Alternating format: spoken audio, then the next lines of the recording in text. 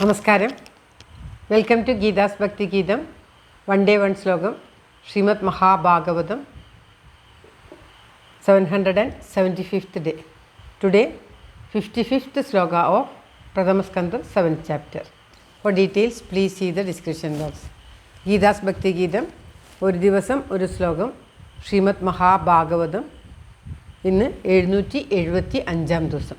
പ്രഥമസ്കന്ധത്തിലെ 7ാമത്തെ അധ്യായത്തിലെ 55ാമത്തെ ശ്ലോകം. ഓം നമോ ഭഗവതി വാസുദേവായ. ഓം ശ്രീകൃഷ്ണ പരമാത്മനേ നമ. ഹരിശ്രീ ഗണപതയേ നമ. അവിഘ്നമസ്തു ശ്രീ ഗുരുഭ്യോ നമ. ഓം തത്സത്. കൃഷ്ണം നാരായണം വന്ദേ. കൃഷ്ണം വന്ദേ വ്രജപ്രിയം. കൃഷ്ണം ദ്വൈപായനം വന്ദേ. കൃഷ്ണം വന്ദേ പ്രധാസുതം. ശ്രീപരമാനന്ദനാഥനായ അദ്വൈതദീപമായി മോക്ഷേക്ഷു വൃന്ദമന്ദാരമായി കാരുണ്യവാരിധിയായി വിഭൂദേശനാം നാരായണൻ മമ മന്ദത മാറ്റണം. ഓം തത്സത്. ശ്രീമദ് മഹാഭാഗവതം പ്രഥമസ്കന്ധത്തിലെ 7ാമത്തെ അധ്യായത്തിലെ 55ാമത്തെ ശ്ലോകം. സൂത ഉവാച അർജുന സഹസാജ്ഞായ ഹരേർഹാർദമദാസിന മണിം ജഹാരമൂർധന്യം ദ്വിജസ്യ സഹമൂർധജം. ഓം തത്സത്. അർജുന സഹസാജ്ഞായ ഹരേർഹാർദമദാസിന മണിം ജഹാരമൂർധന്യം ദ്വിജസ്യ സഹമൂർധജം. ഓം തത്സത്. പദം പിരിക്കേണ്ടത് സൂതോവാച അർജുന സഹസ ആജ്ഞായ ഹരേ ഹാർദം അദം അസിന മണിം ജഹാര മൂർധന്യം ദ്വിജസ്യ സഹമൂർധജം. ഇങ്ങനെയാണ് പദം പിരിക്കേണ്ടത്. ഹരേ ഹരിയുടെ ഹാർദം ഹൃദയത്തിലുള്ള ആജ്ഞായ വിചാരത്തെ അറിഞ്ഞിട്ട് അർജുനൻ സഹസ വേഗത്തിൽ അസിന വാളുകൊണ്ട് ദ്വിജൻ്റെ അതായത് ബ്രാഹ്മണൻ്റെ മൂർധന്യം മൂർധാവിലുള്ള മണി രത്നത്തെ സഹമൂർധജം തലമുടിയോടുകൂടി ജഹാര അപഹരിച്ചു. അതായത് ഭഗവാൻ അരുളി ചെയ്ത വാക്കുകളിൽ നിന്നും ഭഗവാന്റെ അഭിപ്രായം ഇന്നതാണ് എന്ന് മനസ്സിലാക്കിയ അർജുനൻ ഉടനെ തന്നെ വാൾ കൊണ്ട് അശ്വത്ഥാമാവിൻ്റെ മൂർധാവിലുണ്ടായിരുന്ന ശിരസിൽ ജനിക്കുമ്പോൾ തന്നെ ശിരസിൽ രത്നത്തോടു കൂടി ജനിച്ച ഒരു അപൂർവ മനുഷ്യനാണ് അശ്വത്ഥാമാവ്. പ്രതികാര വാഞ്ച കൊണ്ട് ഇപ്രകാരം ആയതാണ്.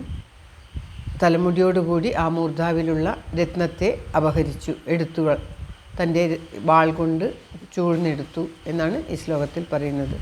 അതായത് കഴിഞ്ഞ 2 ശ്ലോകത്തിലായി ശ്രീകൃഷ്ണ ഭഗവാൻ അർജുനനോട് പറയുന്നത് നാം കേട്ടു. ഭീമൻ വധിക്കൂ എന്ന് പറയുന്നു. അർജുനൻ തന്നെ വധിക്കുമെന്ന് ശപഥം ചെയ്തു. പാഞ്ചാലി വധിക്കരുതെന്ന് പറയുന്നു. ഇപ്രകാരം ഓരോരുത്തരുടെയും അഭിപ്രായം കേട്ട് എന്താണ് ചെയ്യേണ്ടതെന്നറിയാതെ ശ്രീകൃഷ്ണ ഭഗവാനെ നോക്കിയ അർജുനനോട് ഭഗവാൻ പറയുകയാണ്, ഇവൻ വധിക്കാൻ അർഹനുമാണ്, വധിക്കാൻ അർഹനുമല്ല.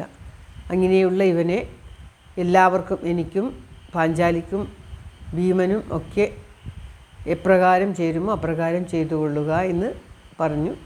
അതിൽ നിന്നും ശ്രീകൃഷ്ണ ഭഗവാൻ ഉദ്ദേശിക്കുന്നത് എന്താണെന്ന് മനസ്സിലാക്കിയ അർജുനൻ ഈ അശ്വത്ഥാമാവിനെ അപമാനപ്പെടുത്തുക, അതായത് അദ്ദേഹത്തിൻ്റെ ശിരസിലുള്ള ആ രത്നം എടുക്കുന്നത് അദ്ദേഹത്തെ വധിക്കുന്നതിന് തുല്യമാണ്.